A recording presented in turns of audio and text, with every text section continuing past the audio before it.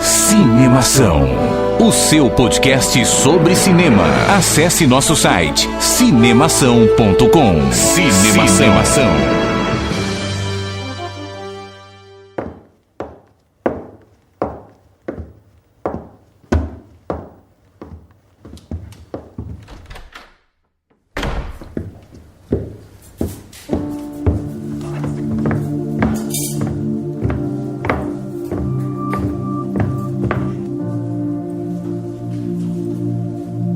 Seja bem-vindo ao podcast Cinemação número 200. Eu sou Rafael Arinelli, seu host nesse programa especial de número 200.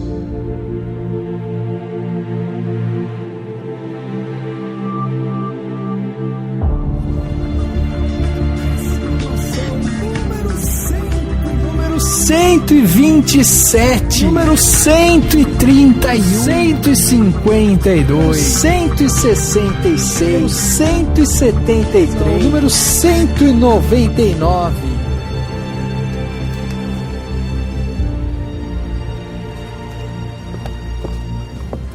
Hoje, pra gente fazer esse programa mais do que especial, eu tô aqui num lugar especial. E você deve estar estranhando o meu áudio, né, com um certo eco, e eu tá andando aqui, né, nesse tablado, nesse palco. E esse palco, ele tá aqui neste teatro. Eu estou em um teatro. E por que eu estou em um teatro? Porque o teatro é o pai do cinema. É aqui que começa a história que vamos te contar nesse episódio especial. Eu sou Daniel Cury, eu sou co-host do podcast Cinemação e fundador do cinemação.com, junto com o Rafa, claro. E cara, pra mim a importância de chegar a 200 episódios tem vários significados, assim. Eu acho que o primeiro é de mostrar que é possível, né? Que é possível fazer um podcast de qualidade, que é possível continuar num projeto como o podcast do Cinemação e o Cinemação, mesmo com todas as dificuldades que a gente enfrenta, né? No mundo das internets, como a gente diz por aí. E eu acho que também mostra uma certa resiliência mesmo. Eu acho que é uma palavra talvez pesada, mas que demonstra muito o que a gente é, né? A gente tá no podcast porque a gente gosta, porque a gente quer fazer uma coisa traz significado pra gente e que dá significado pra muita gente. E poder falar isso pras pessoas, poder falar sobre cinema, discutir do jeito que a gente acredita que tem que ser discutido, debater da melhor forma que a gente acredita que tem que ser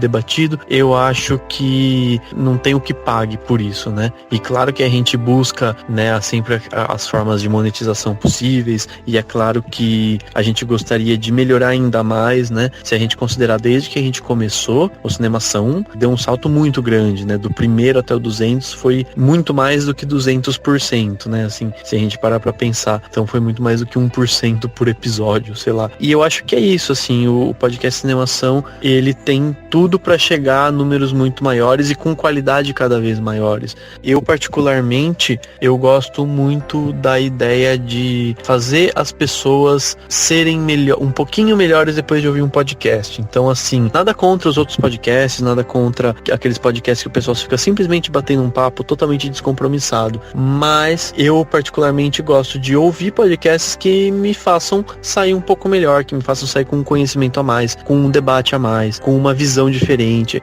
sobre o filme, sobre qualquer outra coisa, sobre política, sobre o que for, né? E é o que eu gosto de fazer no Cinemação. Então, eu acho que a importância de chegar no episódio 200 é essa, é de mostrar que é possível falar de um jeito diferente, mas ao mesmo tempo respeitoso sobre cinema, falar até sobre cinema de cultura pop, sem ficar só numa lenga-lenga, só naquele gostei e não gostei. A gente sempre tenta fazer coisas mais profundas ou mais interessantes possíveis, né? E por fim, eu acho que eu gosto de ver números redondos, comemorações, aniversários, muito mais como simplesmente um ato simbólico de algo que não acontece só nesse número, né? Então o 200 ele tá legal e tá especial porque a gente fez outros 199 sempre crescendo. E a cada podcast que passa a gente faz alguma coisa diferente ou conversa com alguém que tem algo para enriquecer a gente, enfim, e traz coisas novas. Então eu acho que eu vejo o 200 de uma certa forma, né, como só mais um episódio, só mais um podcast, mas ao mesmo tempo é um é um episódio diferente, mas ao mesmo tempo ele é mais um que faz parte de um grupo muito grande de podcasts sensacionais, um melhor que o outro. E claro que a gente às vezes tem uns preferidos, ou uns que deram mais certo, outros que talvez tenham saído diferente do que a gente imaginava, faz parte. Mas eu vejo também como isso, assim, é mais um, pra gente chegar no 300 falta pouco, pra chegar no 400 falta pouco, e se a gente for pensando assim, o podcast vira algo que faz parte do nosso dia a dia, né? E eu acho que o Cinemação é muito isso pra mim, é algo que faz parte do meu dia a dia, é algo que faz parte da minha vida e que me ajuda a crescer e que me ajuda a me desenvolver, e consequentemente a gente ajuda outras pessoas e leva esse debate sobre o cinema para cada vez mais pessoas, né?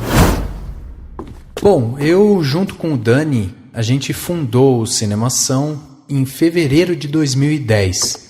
O podcast veio 2 anos depois, em julho de 2012. Então, além dos 200 episódios que estamos comemorando, também estamos aqui comemorando 4 anos de podcast no ar. Bem-vindo ao primeiro podcast Cinemação. Hoje a gente está estreando esse podcast, é uma novidade. E do meu lado, os meus companheiros de cinemação, Daniel Cury. Fala, Dani. E aí, Rafa? Bom? Do meu outro lado, Henrique Risato, nosso colunista. É isso aí, tamo junto. Então hoje a gente está aqui começando o primeiro podcast Cinemação. E a gente quer aí dar as boas-vindas a todos os internautas que acompanham a gente. É uma iniciativa que a gente está começando agora e com certeza a intenção é manter isso por um longo período.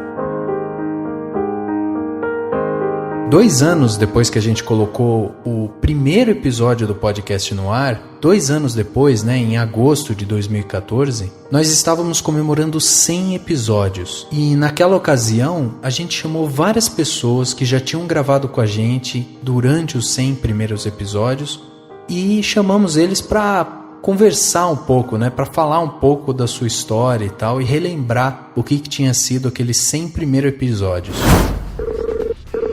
Boa noite. Boa noite! Como é que vai você, senhorita Ana Clara do Ovo de Fantasma? Boa noite, galera do Cinemação, leitores, ouvintes. Alô? Grande Bruno Lopes! Sensacional! Pô, eu tô me achando muito tecnológico, tô no carro, no celular. Caraca, eu tô me achando muito tecnológico. o grande Bruno Costa, olha aí ele. Fala aí, pessoal, beleza? Desculpa aí pelo atraso, mas estava em outra gravação. Imagina, cara, olha, aqui você já entrou, já tá gravando, já vai tudo pro ar, assim. E aí, galera, boa noite. Depois disso, do episódio 101 até hoje, o episódio 200, nós certamente ultrapassamos barreiras e chegamos a pessoas que, sinceramente, a gente nunca tinha pensado que chegaria. Aqui é Ingra Liberato e eu gosto de mergulhos profundos. E eu sou Martim Macias Trujillo e amo a educação visual. E meu nome é Marcelo Souza e pode filmar de qualquer jeito que o garoto do computador resolve.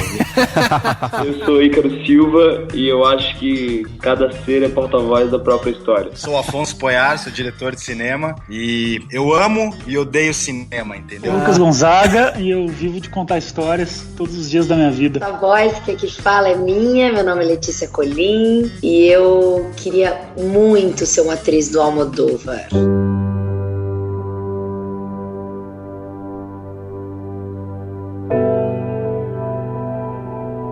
Tudo isso foi fruto de muito trabalho. Para você ter uma ideia, 200 episódios são 200 dias de publicação de podcast. 200 dias são 6 meses e meio escutando um podcast por dia, sem parar. É muita coisa, não é? E é por isso que temos que comemorar, por isso que a gente tem que fazer um episódio especial. E é por isso que eu tô aqui nesse teatro. Mas por quê? Por que um teatro e não um cinema? Bom, a gente achou que o teatro ele é considerado o pai do cinema. Afinal, o teatro surgiu a partir do desenvolvimento do homem, através das suas necessidades, da vontade de contar histórias. E essa ideia, essa vontade de contar história, é algo que permeia o cinema como um todo. Então, se o teatro é o pai, será que a gente pode considerar a fotografia como a mãe? Na verdade, a primeira fotografia feita, né, pelo que se tem registro e tal, que a gente estuda, foi, na verdade, de 1826. Você acha interessante essa visão de que o surgimento da fotografia, de uma certa forma, também pode ser considerado o surgimento do cinema, como, assim, claro, o precursor de tudo, pelo fato de o cinema ser fotografia em movimento? A fotografia foi uma inspiração. Quando a fotografia surgiu no século XIX, eles já tinham a ideia de tentar fazer aquelas imagens de fato em movimento, tanto que um dos primeiros experimentos que chegou mais próximo do cinema foi uma brincadeira que fizeram um cara chamado Edward Muybridge. Ele fez num hipódromo, ele colocou 24 câmeras uma ao lado da outra e programou o disparo quando um cavalo passava, e ele depois imprimiu e fez aquela brincadeira que toda criança faz, que é folhear como se estivesse dando a sensação de movimento. Mas isso não é cinema, né? O conceito de cinema é você poder captar imagens em movimento, revelar e projetar para um grande público. Mas sim, eram tentativas que haviam desde a época da fotografia, mas se demorou um bom tempo para achar uma maneira dessa película registrar imagens e movimentos sem que borrasse, sem que estragasse o filme. Isso só foi acontecer em 1895 na França, né? Esse é o Francesco. Eu sou Francesco Ballerini, eu sou mestre em comunicação social com ênfase em crítica de cinema. Eu trabalhei 8 anos como repórter e depois crítico e correspondente em Hollywood no Estadão. Também trabalhei 2 anos numa coluna cultural ao vivo na TV Gazeta e 3 anos com uma coluna de cultural também ao vivo na Rádio Eldorado. Eu sou autor de 3 livros. O primeiro se chama Diário de Bollywood, Curiosidades e Segredos da Maior Indústria de Cinema do Mundo, que foi fruto de uma reportagem especial que eu fiz na Índia em 2008. O livro foi lançado em 2009, é o primeiro livro em língua portuguesa do mundo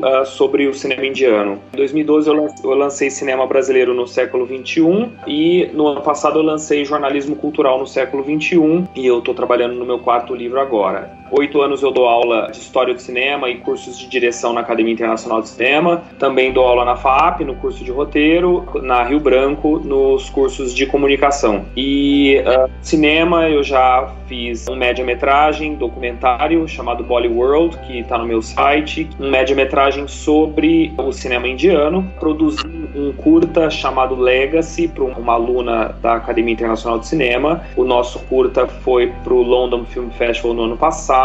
Foi um curta produzido para Giorgio Armani. E meu primeiro trabalho em direção e roteiro é um curta chamado O Nome, que fala sobre vaidade jornalística, e no ano passado ele foi para o Festival de Conservatória, e esse ano ele está indo para o Great Lakes International Film Festival nos Estados Unidos. Tá, então a gente tem o pai e tem a mãe do cinema.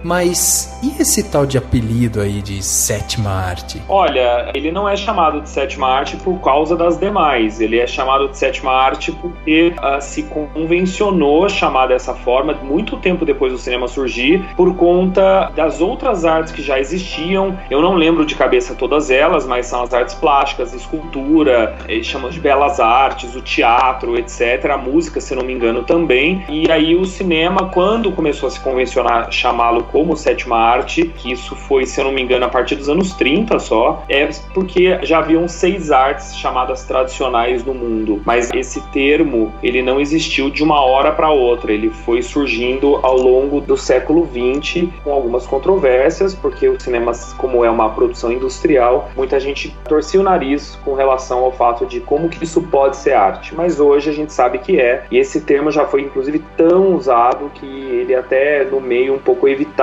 porque esse conceito de arte é muito relativo também, né?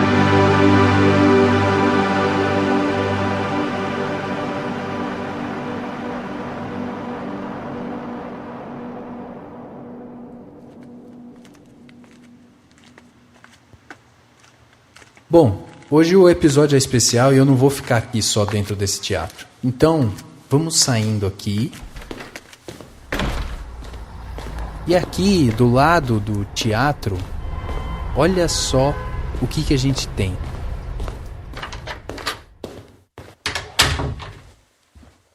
É isso, é uma sala de cinema. Agora eu tô dentro de uma sala de cinema. E aqui a gente pode ver poltronas reclináveis, som 360, 3D, pipoca. É um luxo, né? Hoje as salas de cinema são um luxo. E tudo isso é para você conseguir imergir ali, ó, na tela, e tudo conta.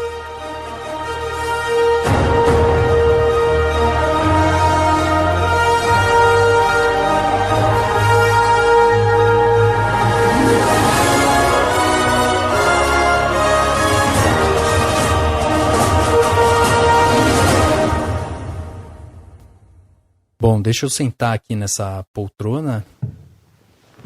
E apesar de às vezes ser evitado e o conceito de arte ser relativo, o cinema está recheado de gêneros com diversas histórias. E assim como um quadro ou uma música, ele nos emociona e traz significado para cada um de nós.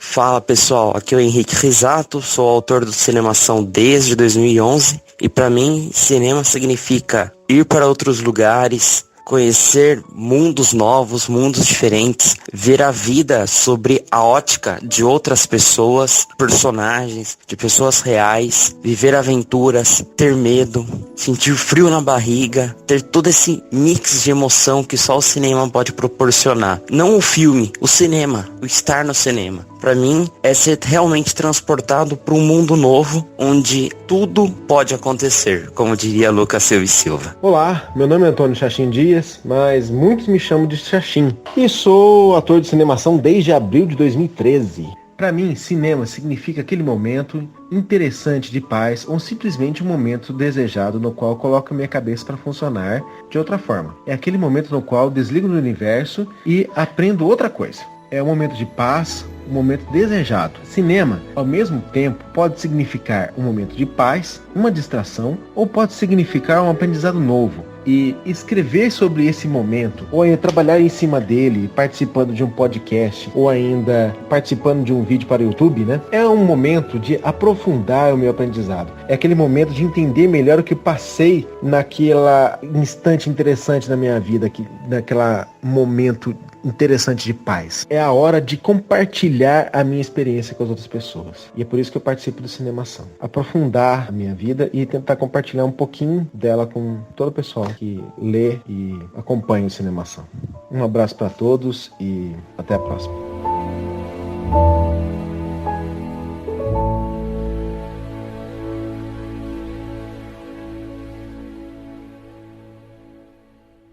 O cinema ele chega no Brasil por volta de 1896, né? No Rio e tal. E aí, todo esse movimento que aconteceu desde a primeira exibição lá com os irmãos Lumière e tal, até chegar no Brasil, você acha que ele foi se pulverizando realmente como uma nova tecnologia? Assim, ele era visto como uma nova tecnologia, uma nova forma de comunicação? Ou era já considerado uma arte mesmo? Não, o cinema só vai ser considerado arte a partir e muito aos poucos, a partir dos anos 20 e 30, com algumas invenções, com as vanguardas francesas, com movimentos como o surrealismo, o abstracionismo, o dadaísmo e mais pra frente outros movimentos, mas ainda assim se torcia o nariz com relação a essa alcunha, especialmente no momento em que haviam teorias fortes na Europa que combatiam a máquina industrial que produzia a cultura de massa, como a escola de Frankfurt, né? Agora, o cinema se torna inquestionavelmente a arte a partir de 1945, com o neorrealismo italiano, e aí inclusive a inauguração do cinema moderno no mundo. Aí sim não havia mais dúvidas de que essa plataforma era capaz de produzir obras de arte. Mas assim como qualquer outra, também produz muita tranqueira, como a gente sabe,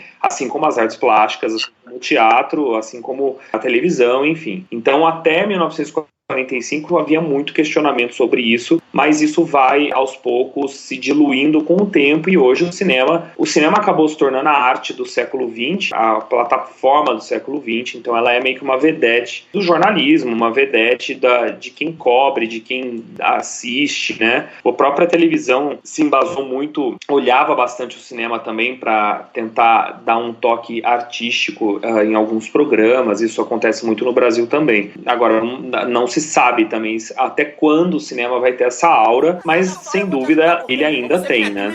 Agora você quer que eu te ajude? Por que eu ia fazer isso, hein? Eu queria ver se um desses meninos que você explora feito escravo aí não te desse o dinheiro que você combina com eles, o que é que você ia fazer? Você que tá dizendo isso, velho, porque você é negro, certo, velho? Que você nunca teve oportunidade, certo, velho? Agora você quer ganhar o seu dinheiro dessa forma, brother? Eu já suportei demais os seus escárnios. Suportar é a lei da minha raça, tá ligado? Agora é assim, eu quero o dinheiro todo. Quero ver se vai tirar esse carro daqui. Você é escroto. Eu só tô seguindo o seu exemplo. Mas exemplo o quê, rapaz? Você é negro. Você é negro, certo? Você é negro, você é negro, você é negro, você é negro, você é negro, você é negro, você é negro, você é negro, certo? Eu sou negro, eu sou negro sim, mas por um acaso negro não tem olhos, boca, hein? Negro não tem mão, não tem pau, não tem sentido, boca, hein? Não come da mesma comida, não sofre das mesmas doenças, bocas, hein? Não precisa dos mesmos remédios. Quando a gente sua, não sua o corpo, tal qual um branco, boca, hein? Quando vocês dão porrada na gente, a gente não sangra igual, meu irmão, hein? Quando vocês fazem graça, a gente não ri. Quando vocês dão tiro na gente, porra, a gente não morre também. Mas se a gente é igual em tudo, também nisso vamos ser, caralho. Pensa na história do cinema, aí a gente tá pensando em uma história de 121 anos, né? Em números exatos aqui. Pegando essa história dele, existem obviamente alguns pontos dentro dessa história que foram extremamente marcantes para fazer o cinema chegar aonde ele está hoje. Você acha que essa chegada à Itália, o fato de ele ter ganhado o som também, quais foram os pontos chaves assim que você acha que, não, ali foi um marco e que catapultou o cinema para ele se popularizar mais e mais e mais? Teve muitos. A linguagem griftiana, como eu disse, em 1915, vai criar uma fórmula para estabelecer uma narrativa que funcione nessa nova plataforma. Em seguida, você tem as vanguardas francesas na Europa, que foram muito importantes também para quebrar um pouco dessa fórmula que já estava tornando muito dominante no mundo. Em 1927, obviamente, o som ele vai ser um trauma para o cinema, mas ao mesmo tempo vai popularizar ainda mais, porque você tinha ainda um mundo com um nível de analfabetismo muito grande. Então, o som vai libertar o cinema disso e vai fazer com que todo mundo fosse capaz de assistir um filme, porque você não precisa mais de legenda, né? Você pode dublar e tal. Isso foi um ponto importante, e depois da chegada do som, nada foi muito fundamental, nada foi muito uma quebra monstruosa de padrão, né? O 3D não foi, nem a cor foi tanto assim, né? O mais impactante para o cinema talvez tenha sido a fórmula de narrativa americana e depois a chegada do som mesmo. E aí, com o tempo, foram criando outras formas de narrativa. Os italianos foram responsáveis por uma muito importante, que é o neorrealismo italiano. É um marco no cinema do mundo, né? Um marco no cinema moderno, mas que não tem um impacto quantitativo, mas sim qualitativo, né? Em termos de inspiração para novas formas de se fazer cinema, quantitativamente mesmo. O que vai marcar é a linguagem clássica americana e a chegada do som. Isso sim vai trazer mais gente para a sala do cinema. Fora isso, não.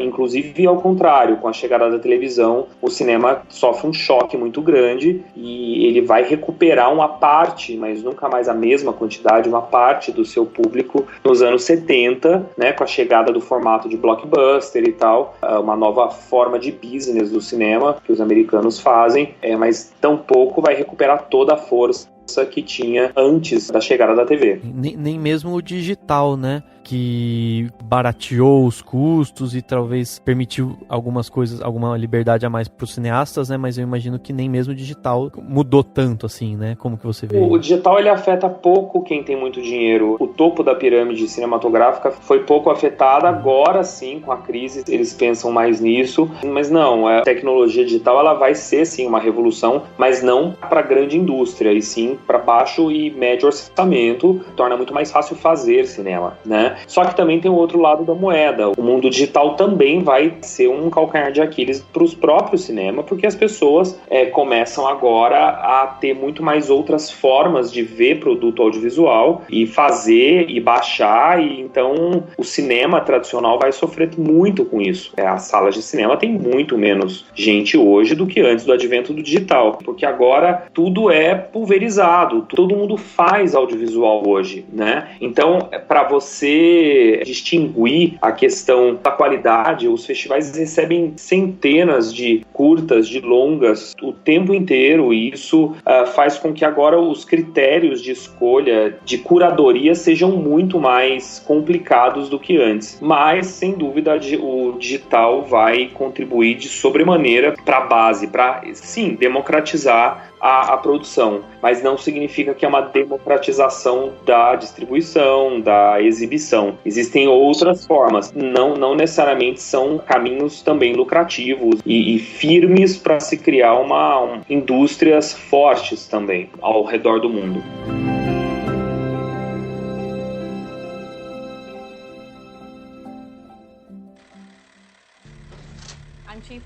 Bom, eu tô falando mais baixo porque o filme começou já. Mas, olha só, o cinema, ele cresce e se desenvolve, né?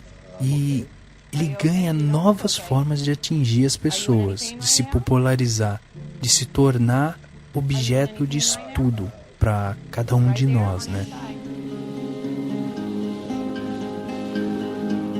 Olá, meu nome é Guilherme Arinelli, eu sou autor do Cinemação desde 2013. Eu estudo cinema, eu me interesso pelo cinema, pela arte, pela capacidade que o cinema tem de sintetizar as nossas vidas, de representar o nosso cotidiano, ou então de representar o mundo da fantasia, a nossa imaginação, a nossa criatividade, de uma maneira que atinja tantas pessoas de modos diferentes, com histórias de vida diferentes e culturas diferentes. O cinema é absolutamente fantástico, eu sou apaixonado por cinema, continuarei contribuindo com o Cinemação ainda por muito tempo. Valeu, abraço.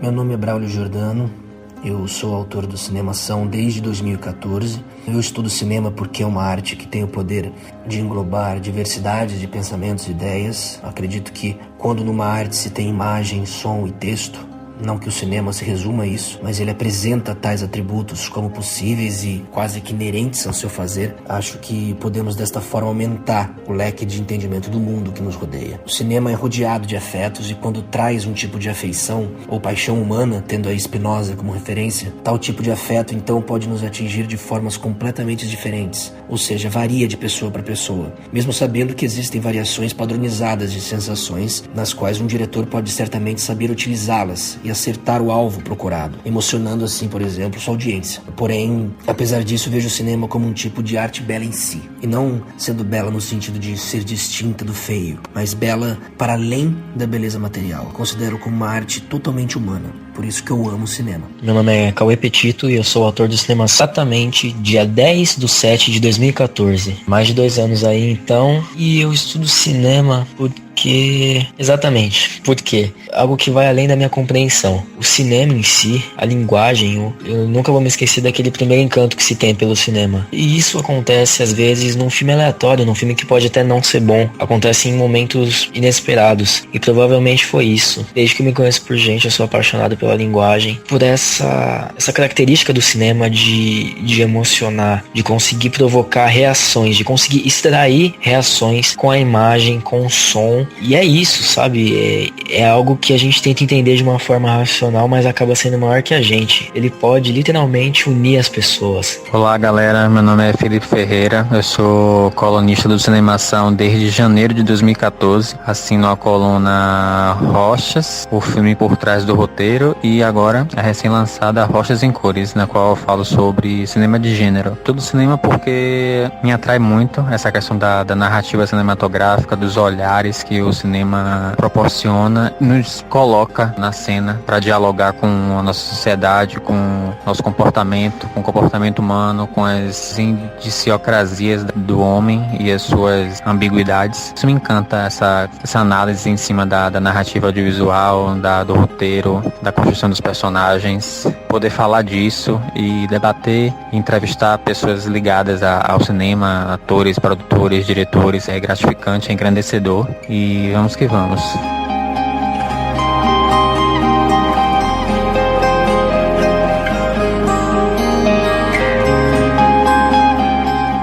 Existe uma grande quantidade de pessoas que não estudou talvez tão a fundo. Eu sei que a gente sabe que arte, teoricamente, qualquer um pode produzir de uma certa forma, mas muita gente que não estudou a fundo, enfim, não estudou tanto e tá lá fazendo cinema. Inclusive na internet, a gente se enquadra talvez no meio do caminho, né? Não é pra tanto, mas tem muita gente que fala assim, a pessoa não entende nada, não estudou nada e tá aí falando do filme novo do Batman, do, sei lá, enfim, do blockbuster e tudo mais, porque, querendo ou não, né, é o que se faz e não tem como parar. Eu queria saber como que você vê isso, qual a importância de estudar história para você entender, para você falar de um filme com mais propriedade, né? De estudar a história do cinema e as teorias do cinema. Como que você vê essa situação que tem, tipo, é muita gente falando de cinema e, sabe, 1/10 talvez estudou um pouco. Para tudo que se faz profissionalmente no mundo, você precisa conhecer, para você fazer bem, você precisa conhecer a história, né? Então, em até áreas totalmente diferentes das artes, você só vai ser um bom pediatra se você conhecer toda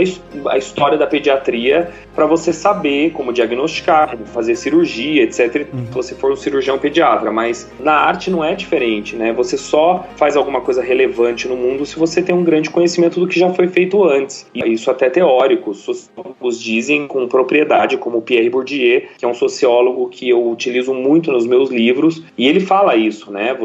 Para você que ser vanguarda, você precisa conhecer profundamente a história, e aí depois você vai acabar sendo história também, e alguém vai ser vanguarda quebrando você, né? Esse é o fluxo da arte no mundo, e no cinema é a mesma coisa. Você vê que, para ficar no exemplo do Brasil, as pessoas que você conhece, você sabe, que notoriamente conhecem muito da arte, da história da arte do cinema, fizeram obras incríveis. O Walter Salles é um imenso conhecedor do cinema e da arte e fez obras-primas para o cinema, como Central do Brasil, Terra Estrangeira, etc. Esse ano, o filme brasileiro mais importante do ano, que é o Aquários, o Kleber Mendonça é crítico de cinema. Ele estudou e acompanha as vertentes, as escolas durante muito tempo. E você percebe no filme que o cara conhece, ele sabe que foi feito para poder fazer algo diferente, mas ao mesmo tempo algo que comunica também com o público no Brasil. Então eu acho fundamental. Eu sinceramente não conheço nenhum cineasta ou nenhum filme que foi feito por algum cineasta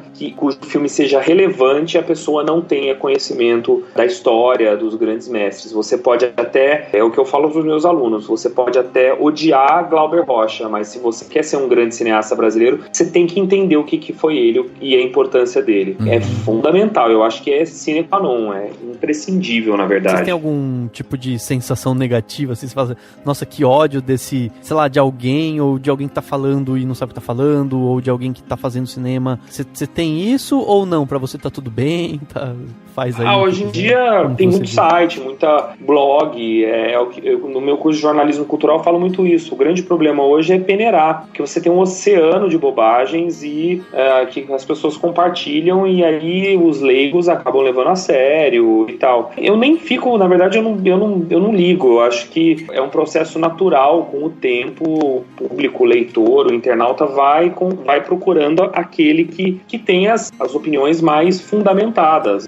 Esses dias eu tava discutindo com uma amiga que é poetisa, e ela não é crítica de cinema. Ela viu um filme que ela gostou muito pela temática, mas eu fui ver uma bobagem no filme, é muito mal feito em todos os sentidos, atuação terrível e tal. E aí ela, pra justificar que o filme era bom, ela mandou um link de uma crítica de um rapaz que escreveu, e o texto, pra quem tem o olhar pra isso, dá pra ver claramente que a pessoa, ela defende a obra por uma empatia pessoal, por ter gostado no nível pessoal e não profissional da obra. Isso fica evidente ali. Isso não tem jeito, assim. O próprio Kleber Kleber Mendonça me falou isso uma vez pro meu livro, quando eu entrevistei. A coisa flui de maneira natural, assim. Esse cara que escreve uma bobagem dessa, que é entrar em algum lugar que para ser pago para escrever, alguém que vai pagar vai ter que ter um critério, vai ler o que ele fala. E se escreve bobagem, não tem jeito, não vai pra frente, né? Então isso é uma seleção natural mesmo, ao longo do tempo. Não me incomoda, não. Até porque, Francisco, não sei se existe um outro lado da moeda, que é a própria popularização do que é o cinema, né? Você atingir mais pessoas, criar esse certo amadorismo ali, né, em volta das pessoas que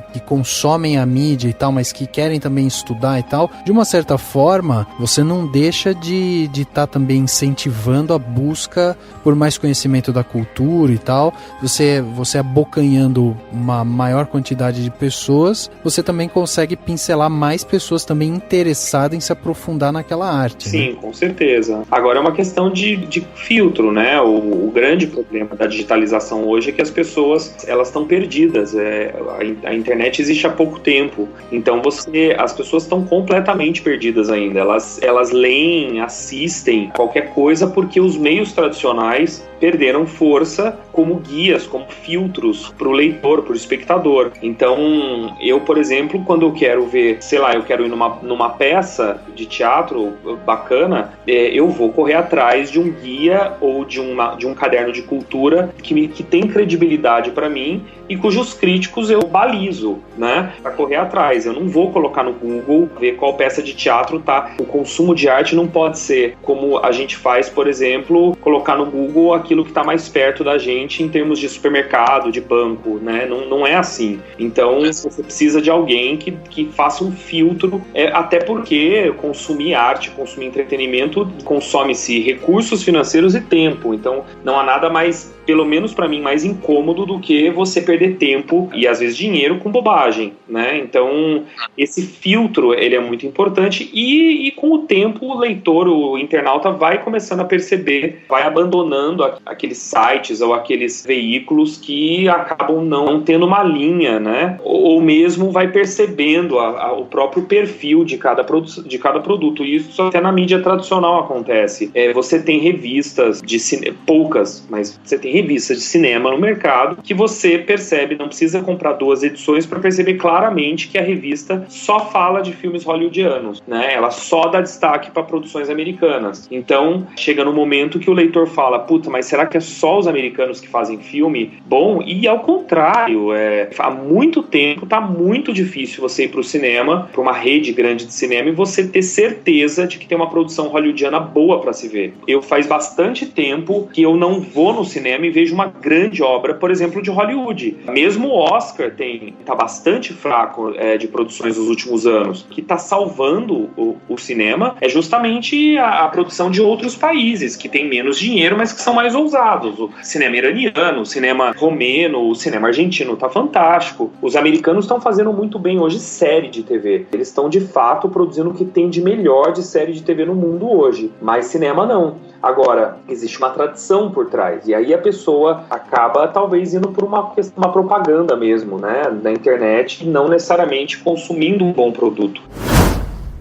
Bom, o filme acabou e é interessante, né, a gente ver como quando a gente senta aqui e assiste um filme, hoje em dia a gente tem um olhar mais técnico. E é esse olhar mais técnico que a gente busca aqui dentro do Cinemação. Por isso que a gente tem os podcasts de profissão, onde a gente traz profissionais que estão na área, que estão ali no dia a dia, né, do fazer cinema, e aí eles acabam contando pra gente como que é a experiência de se fazer cinema aqui no Brasil ou lá fora. E é por isso que a gente continua fazendo os podcasts de profissão, por exemplo, né? Porque a gente quer trazer esse olhar mais humano também, a gente quer desconstruir o cinema.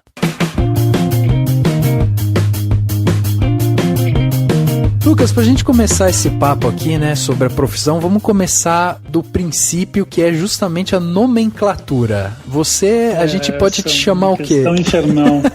É montador, é editor? Eu não sei, né? Tem pessoas que têm muitas convicções, eu invejo elas profundamente.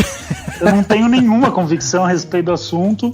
Eu fico um pouco com a definição de um dos meus professores, que é um grande montador, o Giba-se Brasil, que é o montador dos filmes do Jorge Furtado. Eu tive aula com ele na faculdade, ele dizia que para ele a diferença era apenas da origem da palavra, né? Montagem vem do francês e editor vem do inglês. A gente tem essa cultura, né, cara? A gente precisa disso, a gente precisa amar o mocinho, a gente precisa detestar o vilão, cara. É isso, sabe? Exatamente. A gente, como público, precisa passar por essas emoções, né? Tem muita gente, eu fico pensando nisso, que assim, a chance que aquela pessoa tem de odiar alguém é vendo um filme. Na vida, talvez ela não tenha, ela não conheça, ela não entre em contato com isso, ela não se permita. Eu acho que o distanciamento que a ficção traz, você pode tudo, você pode sentir tesão por uma pessoa que tá ali, que não é seu companheiro, você pode ter um sonho é muito maluco isso. Você realmente ama fazer. Sim, como quando eu cheguei aqui no Brasil não era tão comum muita produção com efeitos especiais de maquiagem, o que eu decidi é, assim, eu comecei a minha carreira depois porque em Guerra de Canudos só fiz efeitos especiais de maquiagem. Tinha outro maquiador brasileiro que fazia o elenco, os personagens em geral. Eu só fazia os efeitos especiais.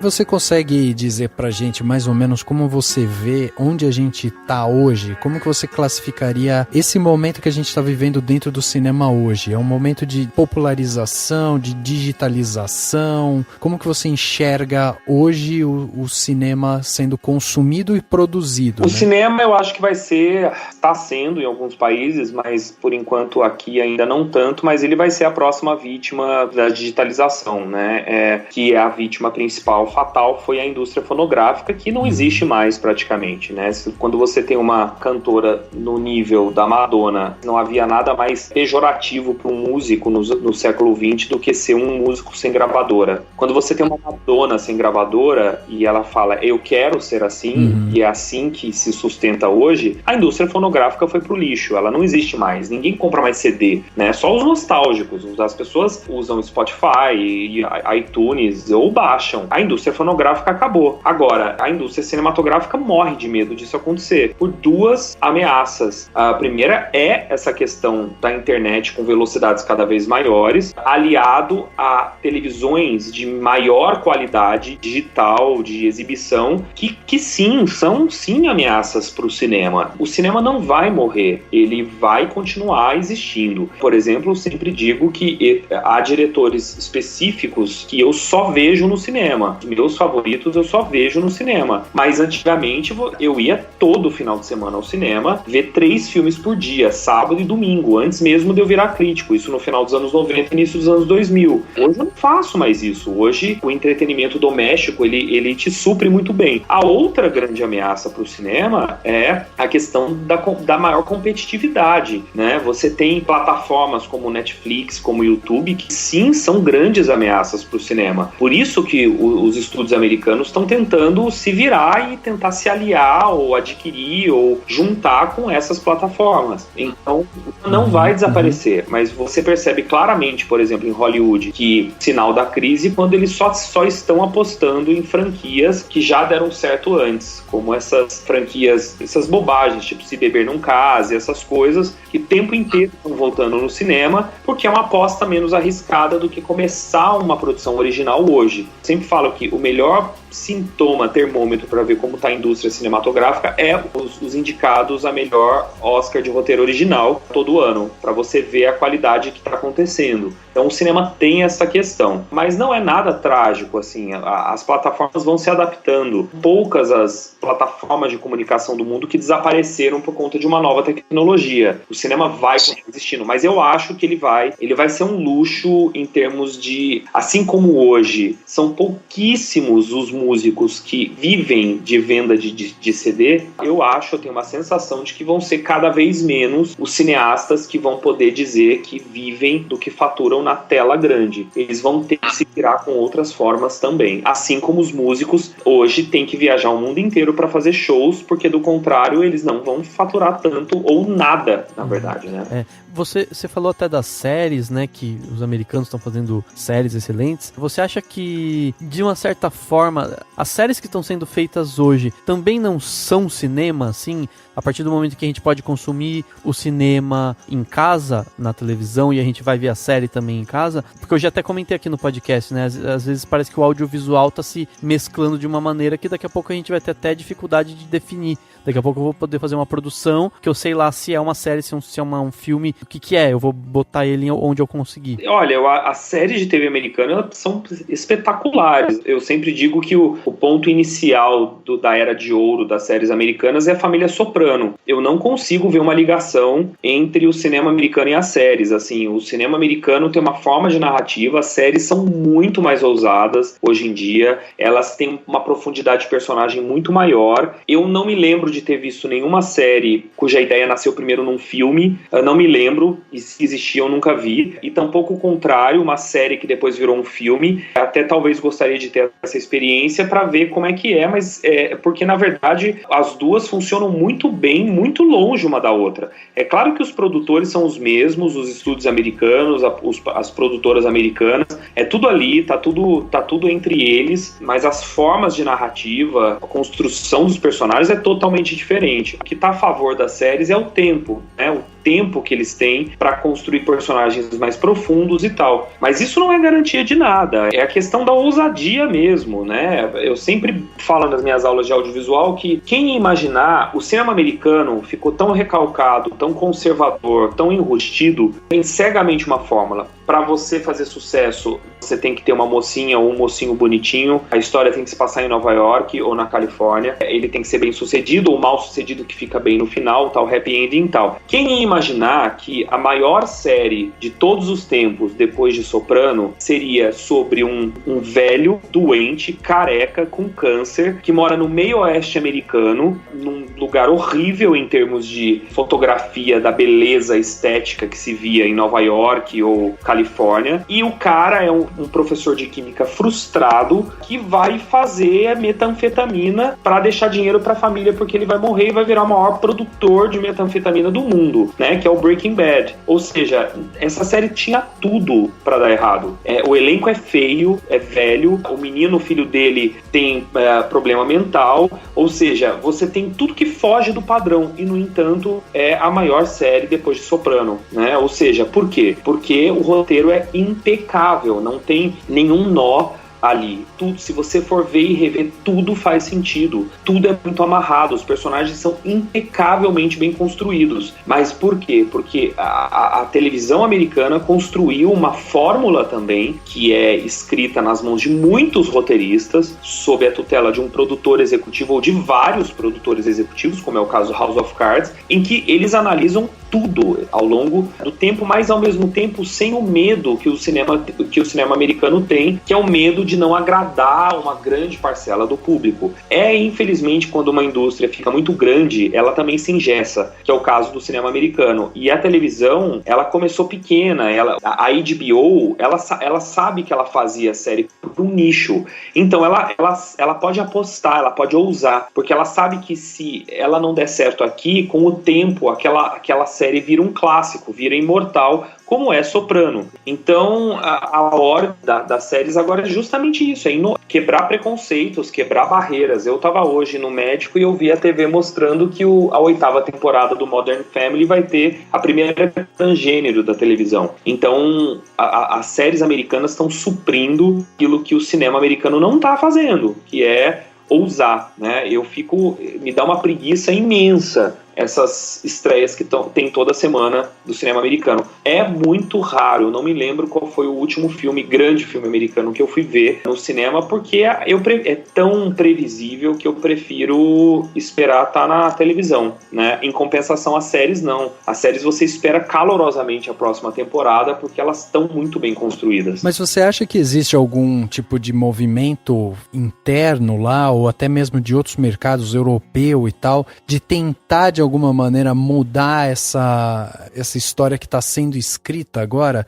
A gente até falou aqui um pouco, né, sobre Netflix e tal, mas é uma forma de como as pessoas vão consumir esses filmes, né? Agora, será algum movimento no sentido de vamos tentar trazer mais profundidade para o cinema em si, esquecer um pouco do que... Porque as séries estão dando uma lição, mas o cinema vai ter que aprender de uma hora, de um jeito ou de outro. Eu acho que se o cinema americano sobreviver a essa crise que eles vivem, vai ser quando voltar a ter muito dinheiro rolando nas mãos dos estúdios, e aí eles terem o privilégio de poder apostar em roteiros que não são usuais. Isso que aconteceu ao longo de um tempo nos estúdios, quando eles estavam numa baita crise nos anos 50 e 60, eles apostaram roteiros diferentes, fora do padrão da época, e se deram muito bem. Por exemplo, produziram pérolas como Cidadão Kane, Cidadão Kane um pouco antes, mas pérolas como Crepúsculo dos Deuses, os filmes do Billy Wilder, os filmes do Elia Kazan, A Primeira Noite de um Homem, Bonnie e Clyde, que são filmes bastante ousados para a época e que fizeram escola depois, né? E com estes filmes depois vieram os movie brats americanos, que é o Coppola, o George Lucas, o James Cameron, que daí vão revolucionar realmente a indústria americana.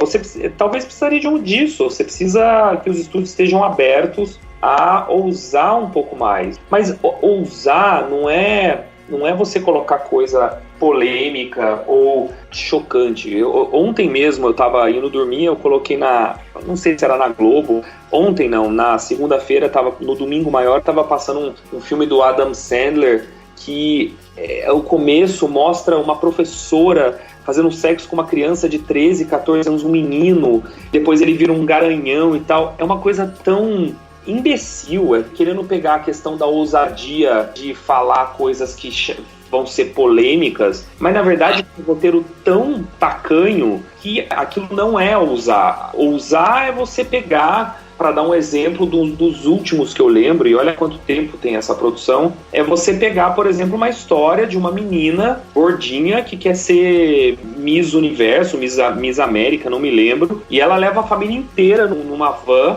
pro evento, e ela canta uma música que é uma bobagem, todo mundo vai ouvir dela e ela perde no final. Não tem happy ending o Pequena Miss Sunshine, mas é uma história tão maravilhosa, fala de outras coisas mais importantes do que isso. Isso sim é ousar, né? Mas o cinema americano tá tendo cada vez menos Pequena Miss Sunshines da vida, né? Estão deixando isso para séries.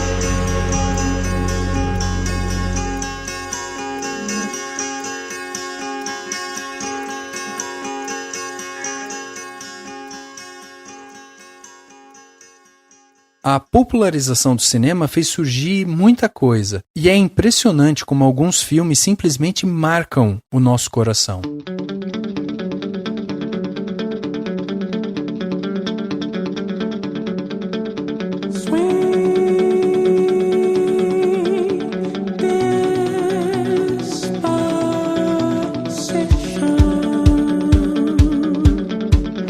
Olá, meu nome é Yoli Mello. Eu sou autora do Cinemação desde 2014 e um filme icônico para mim que eu gosto bastante é o Donnie Darko, porque eu demorei muito para assisti ele só ano passado, mas eu sempre ouvi muito falar por outras pessoas e que sempre adoraram, conheci pessoas que fizeram tatuagem de Donnie Darko e quando eu vi não me decepcionou, até surpreendeu mesmo, sempre tendo ouvido falar muito bem dele. Ele traz também vários pensamentos sociológicos, filosóficos, que dá pra você tirar muita coisa dele interessante, muitos debates e até conversas de bar. Com esse filme você nunca fica sem o que pensar, sem o que conversar. É bem interessante. Oi, meu nome é Juliana, eu sou autora do Cinemação desde julho de 2014 e um dos meus filmes favoritos é inclusive a primeira crítica que eu escrevi para o site, que é A Viagem de Chihiro, uma animação do Estúdio Ghibli, e eu adoro esse filme porque ele é simplesmente maravilhoso. É uma animação que serve tanto para crianças quanto para adultos. E, bom, só por ser do Estúdio Ghibli, a gente sabe que é um filme mágico, né? E tem uma trilha sonora linda, acho que é uma das minhas trilhas sonoras favoritas de todos os tempos. E a história é maravilhosa, enfim, eu adoro esse filme e é um dos meus favoritos, com certeza. Olá, meu nome é Anderson Alves Rosa, sou autor do Cinemação desde 2014. Eu amo o filme Helena porque ele abriu a minha visão da experiência que um documentário pode proporcionar. Petra Costa conseguiu alcançar em mim emoções que eu jamais pensei que poderiam aflorar por alguma obra cinematográfica. Helena me fez ter gosto por documentário, me ajudou a degustar esse tipo de narrativa e técnica. Helena foi a porta do entendimento, do querer compreender o mal que gosta de ir e vir em uma pessoa muito importante da minha família. Com Helena eu percebi que um documentário não seria necessariamente uma pessoa sentada num sofá conversando com a câmera, mas se deixando fluir feito água. Foi com a Helena que eu quis tentar entender o que é a depressão. Olá pessoal, tudo bem? Quem fala é Alisson Almeida, escritor e colunista do Cinemação. Passando para deixar meus parabéns ao Rafa e ao Dani pela impressionante marca de 200 programas. Que venham mais 200, 2.000, 20.000 podcasts. Apesar de ser o representante do lado B do cinema, o filme que mais me marcou é um clássico. Já assisti milhões de vezes, mas confesso que sempre me emociona a adaptação de Ben-Hur. Com a direção impecável, atuações brilhantes e uma história inesquecível, Ben-Hur é capaz de comover até um descrente convicto como eu. Abração a todo mundo.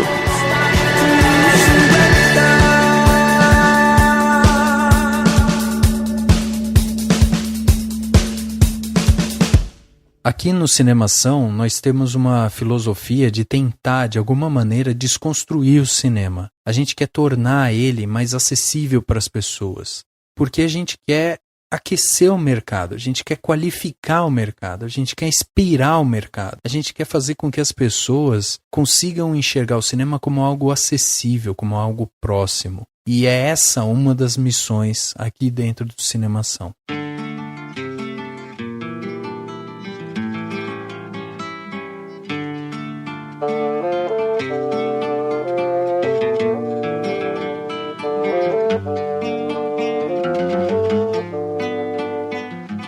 E aí, deixa eu ver outra coisa com você, Francisco. A gente falou aqui bastante, né, do cinema globalizado, mas vamos focar um pouco aqui no nosso mercado. A gente tem conversado aqui com atores, a gente conversou já com Afonso Poyar, outros diretores, roteiristas, editores e tal, e todos assim, é meio que unânime a sensação de que fazer cinema no Brasil ainda é difícil, mas o mercado está se abrindo, existe oportunidade para quem quer estudar, para quem quer ir atrás, para quem quer se desenvolver no mercado, né? Quer criar suas próprias obras e tal. E aí é meio que um consenso isso assim, o pessoal que pelo menos a gente conversou, todos falam muito disso assim, de você tá afim de entrar no mercado cinematográfico, vai, estuda, mete a cara e tal, você tem uma ideia legal, tenta fazer, hoje em dia você tem muitas possibilidades e tal, e o mercado nacional, ele tá produzindo mais, ele tá colocando mais coisa na rua, né? Qual que é a sua sensação em termos de mercado nacional? Como que você enxerga hoje as nossas produções? Você acha que houve uma evolução? A gente tá indo por um caminho legal? Ou você ainda acha que a gente precisa melhorar em várias coisas? Como é que você vê isso? Olha, eu sou um daqueles que discorda de muita gente que diz que a gente só tem roteiro ruim. Eu não acho, eu acho que nossos roteiros são bons sim. A gente produz quase uma centena de filmes por ano, então quem fala que o roteiro brasileiro é ruim é porque eu acho primeiramente que não assiste a todos os filmes. Eu acho que a gente tem boas escolas de cinema hoje, nós temos também uma boa tradição atrás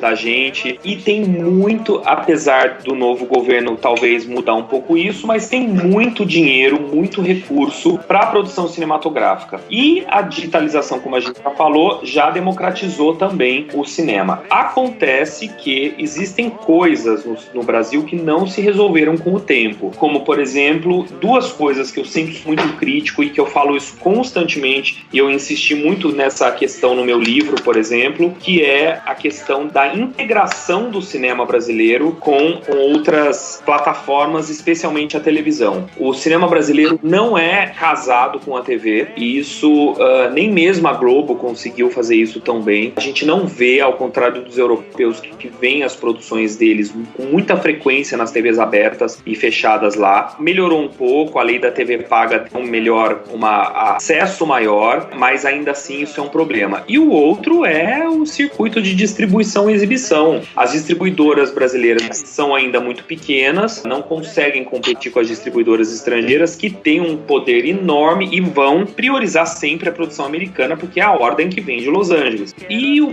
pior gargalo são as salas de exibição. Um país do tamanho do Brasil tem 2.500, um pouco mais do que isso, salas de exibição. É muito pouco, mas eu não sou um cara otimista com relação a isso, porque se você tem uma farmácia, você tem uma loja de roupa, já é um desafio imenso num país burocrático e cheio de postos como o Brasil, imagina uma sala de cinema. Então, muito complicado. Agora, se você desburocratizar, ter um acesso mais barato à tecnologia e as salas de cinema terem alguns benefícios fiscais, etc., talvez isso melhore, mas eu não sei de que forma a gente vai resolver isso. Eu acho que tem grande potencial hoje, as pessoas produzem sim, e tem que produzir, mas não ficar escravo de um mesmo circuito, de uma mesma forma de se ganhar dinheiro, de se fazer o nome ou a carreira, né? Você tem outras plataformas aí que ajudam bastante, mas eu falo para os meus alunos, eu acho que quem quer fazer, vai fazer, mas eu falo para os meus alunos, tem que ter pé no chão, não é achar que é um mundo de glamour e só glamour, é muito suor, muita frustração e um caminho muito longo, então não é para quem quer resultados de uma hora para outra, certamente. Vou por aí a procurar, sorrir pra não chorar.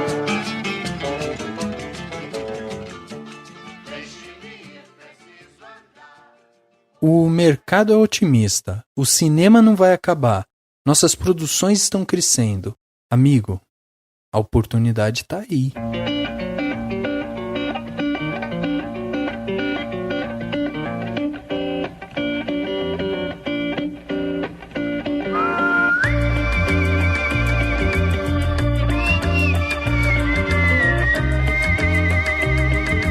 Oi, gente, eu sou Patrícia Chaves, autora aqui do Cinemação há pouquinho tempo, né? Eu acho que tem um mês, mais ou menos, que eu tô por aqui. E os filmes nacionais que mais têm me encantado, geralmente são os filmes que circulam pelas salas de artes, pelos festivais. Você senta muitas vezes em uma mesa de bar com um grupo de amigos e geralmente se fala mais nos filmes americanos, né? Se fala pouco dos filmes nacionais. Felizmente, tem muitos filmes nacionais bons, como Lavoura Arcaica, Central do Brasil, Madame Satã, Cidade Baixa, tem o Lobo Atrás da Porta, O Palhaço, Abril Despedaçado, Tatuagem, Tapete Vermelho, que é um filme que eu gosto muito também. Então, assim, eu gosto mais desses filmes de arte, desses filmes que rolam nos festivais. Eu acho que vale muito a pena a gente parar para assistir esses filmes, porque eles têm muita qualidade, têm muita sensibilidade artística, eles estão com mais técnica também, então são filmes que vale a pena a gente parar para assistir. Meu nome é Lucas Albuquerque e eu escrevo para o Cinemação desde janeiro de 2016. O cinema nacional me encanta porque, mesmo ele não sendo mais forte que o mundo e nem a tropa de elite de Hollywood estando aqui, ele torna a minha vida menos seca, seja no Carandiru ou no ano que meus pais saíram de casa. A terra inteira fica em transe,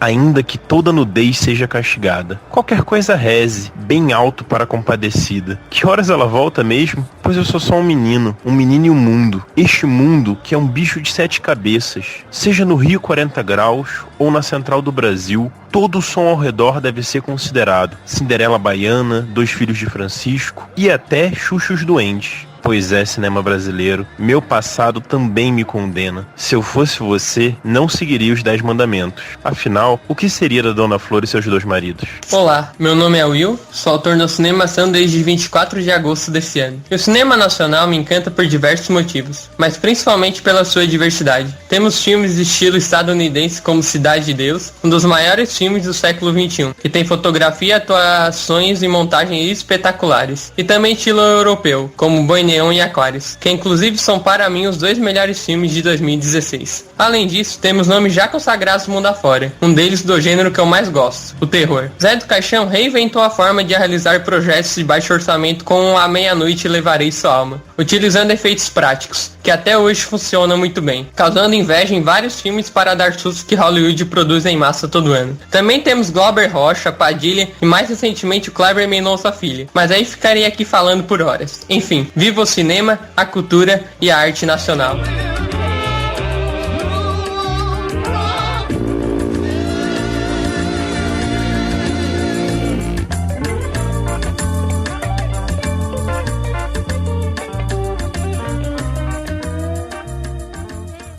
Eu queria fazer uma pergunta que eu imagino que vai ser a última, que geralmente é uma coisa que a gente quase sempre pergunta de alguma maneira, né, assim, pra todo mundo que a gente entrevista. Tô pensando assim, a pessoa que tá ouvindo o podcast agora, e a gente também se sentiu assim, né, a gente ouve você falando e fala, putz, eu preciso estudar muito, né, quando a gente ouve você falando, a gente tem essa sensação, eu precisava estudar muito mais o cinema, conhecer mais da história, poder, né, ter mais conhecimento mesmo pra me embasar, pra produzir mais, ou pra conseguir apreciar ainda mais isso que eu tanto gosto. O que você sugeriria para começar a estudar, ou que tipo de ou livro, ou talvez que tipo de movimento cinematográfico você acha que é a base, ou o que você falaria para essa pessoa fazer, assim, ou quais seriam os primeiros passos para isso, para poder entender um pouco mais da história do cinema, para poder entender o cinema por meio da sua história, porque talvez a gente conhece muitos clássicos, mas eu particularmente vi muitos clássicos, mas não estudei profundamente a história e o caminho de cada um deles. Que receita você daria para dar esses passos? Assim? Olha, os primeiros passos tem que ser mesmo mudar a cultura do que se assiste mesmo, né? Então, assim, é muito tentador você passar o final de semana ou passar durante a semana vendo novela ou vendo filme americano só para relaxar. Quem quer ser profissional nisso tem que destreinar o olhar, tem que treinar o olhar de outra forma para entender. E hoje é tão fácil ter acesso a tudo, ter acesso à informação. É claro que eu recomendo cursos, é claro que eu recomendo pós-graduação em roteiro, em história da arte, cursos livres de história do cinema como o que eu dou. É óbvio, isso tudo é fundamental. Agora, se você souber procurar os bons nomes de confiança e tal, a internet tem um monte de coisa. Tem até inclusive cursos online livres também, né, gratuitos. Tem que assistir, né? Tem que ver tudo do Fellini, tem que ver o Woody Allen, tem que entender, ler depois e entender por que tal obra do Woody Allen foi bem falada e outra não, ler críticas para tentar ler esse olhar, né? Esse curso que eu dou na Academia Internacional de Cinema, o Estudos de Direção, ele é muito bem sucedido, ele existe há 7 anos por causa disso, porque as pessoas vão lá e elas buscam esse treinamento de olhar. Então eu coloco clássicos, trechinhos de clássicos para eles e explico para os alunos por que esse filme foi premiado em festivais, por que ele é considerado um dos grandes maiores filmes da história do cinema. A resposta está na sequência que eu mostrei para vocês. E aí na primeira, segunda aula, ninguém consegue responder. Aos poucos eles vão começando a entender. Esse treinamento de olhar não é de um dia para o outro. E ao mesmo tempo vai fazer com que essa pessoa também não seja capaz. Eu sempre falo para os meus alunos, uma das vantagens de você refinar o seu olhar para o cinema, quanto para a literatura, quanto para o teatro, é que depois você não vai perder tempo com bobagem, isso sem sombra de dúvidas. Aliás, chega um ponto em que as bobagens você não vai aguentar. Eu me lembro de, uma vez eu fui com uma ex-namorada minha pro cinema para ver a adaptação daquele livro A Culpa é das Estrelas. Foi com o intuito de ser um espectador normal e tal, mas é difícil, porque tem uma cena, só para entender, né, o que eu tô falando, tem uma cena do filme que o menino vai com a menina pra Amsterdã pra encontrar lá o escritor, eu não sei direito, não lembro mais a história, e aí eles vão visitar a casa da Anne Frank, onde ela ficou escondida, que é um museu hoje, né? E a Anne Frank ficou escondida num sótão durante muito tempo. É um lugar, eu visitei esse lugar em Amsterdã, é um lugar muito triste, é um lugar muito pesado, porque você sabe toda a história da Anne Frank, né? E os dois, que até esse ponto do filme são amigos, embora exista uma química entre eles, mas eles não tenham ficado nada ainda, eles sobem no sótão e tá cheio de turista, eles olham um pro outro e eles se beijam. E depois, todos param de olhar o lugar, viram pra eles e dão palmas americanas pros meninos. Uhum. Eu tive um ataque, eu tive um surto psicótico na sala de cinema com isso. Porque é simplesmente o produtor mostrando claramente pra mim que ele tá me enganando, que ele tá tirando o meu dinheiro, uma farsa. Por quê? Porque, primeiro, não é crível. Ninguém se beija num lugar como aquele. Aquilo é um lugar de luto, aquilo é um lugar pesado. Segundo, nenhum daqueles turistas conhecia aquele casal. Ninguém dá a mínima, que todo mundo, desculpem o termo, cagou pra aqueles meninos ali, que ninguém sabe que eles têm câncer, nada disso, etc e tal. Ou seja, é uma cena tão patética que chega a ser quase surreal, não sendo arte, né? Porque o surrealismo é uma arte. Então, esse tipo de coisa, e as pessoas choraram horrores na sala de cinema quando viram aquilo. Esse tipo de coisa, que é uma farsa artística, é isso que eu tento mostrar para os alunos. Olha como isso não é crível, como essa cena não é raciocinada, ela não é cuidada direito. E eu tô falando de roteiro, mas isso acontece com fotografia, com direção de arte, com outros elementos do cinema também, né?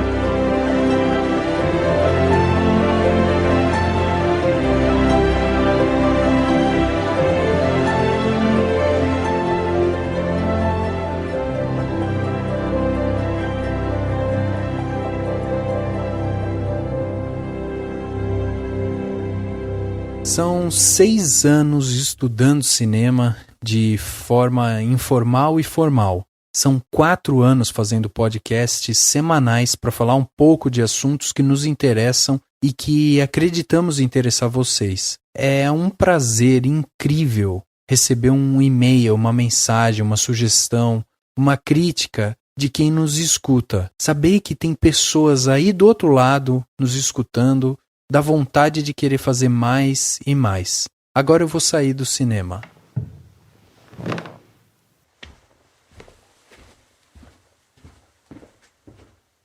E ir pro mundo.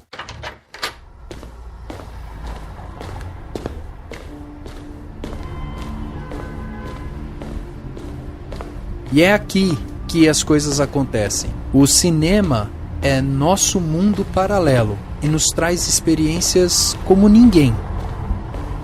E é aqui, nesse mundo, que as coisas realmente acontecem. O cinema, ele é um mundo paralelo e ele acaba trazendo experiências que marcam as nossas vidas, que às vezes enriquecem esse mundo que a gente vive aqui, de carne e osso. Então eu convido você a continuar com a gente pelos próximos 200 episódios, 400 episódios, 1000 episódios. Compartilha com seu amigo, né, o podcast do Cinemação, o cinemação.com. Apresenta o Cinemação para os seus parentes. A arte de fazer cinema começa com você. E eu espero que você tenha gostado desse episódio especial de número 200. A gente se vê na semana que vem. Até mais.